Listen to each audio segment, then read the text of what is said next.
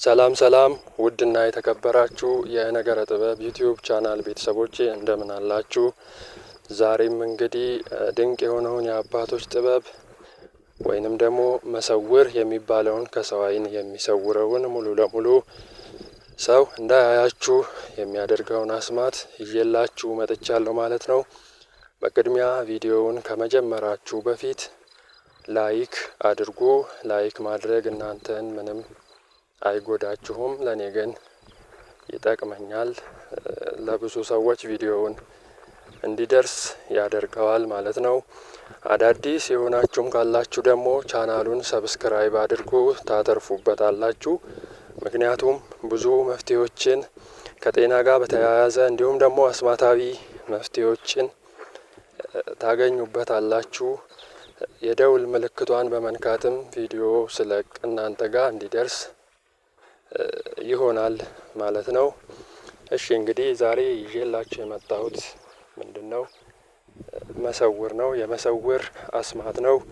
ይህ የመሰውር አስማት የሚውለው ጥንት አባቶቻችን የሚጠቀሙበት ለክፉ ነገር ሳይሆን ጠላት ሲበዛባቸው እንዲሁም መውጫ መግቢያ ሲያጡ ሲቸገሩ ተሰውረው ከሕዝብ ዓይን ተሰውረው የሚሄዱበት ማለት ነው እንጂ ለክፉ ነገር ተሰውራችሁ እንድትጠቀሙበት አይደለም።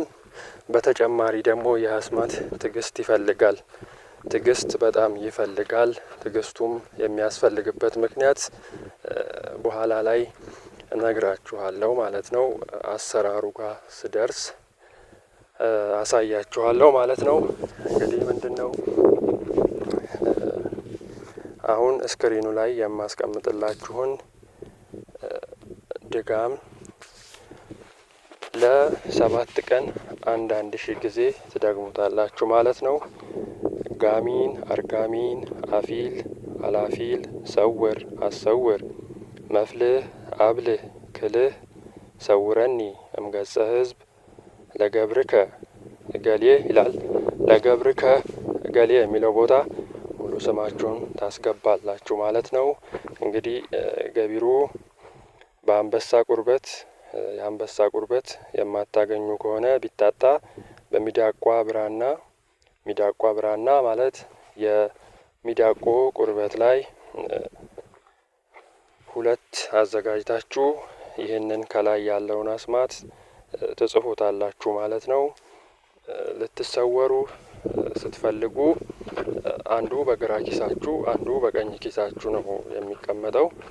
ልትሰወሩ ስትፈልጉ በግራ ኪሳችሁ ያለውን በግራ እጃችሁ አውጥታችሁ መያዝ ነው ማለት ነው። ከሰው ዓይን ትሰወራላችሁ።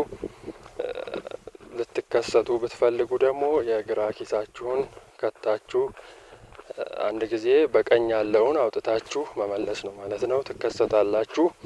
ተሳስታችሁ የግራ ኪሳችሁ ያለውን በቀኝ እጃችሁ ብትይዙት አትሰወሩም ማለት ነው። እንግዲህ ውድ የቻናሌ ቤተሰቦች ይህንን አስማት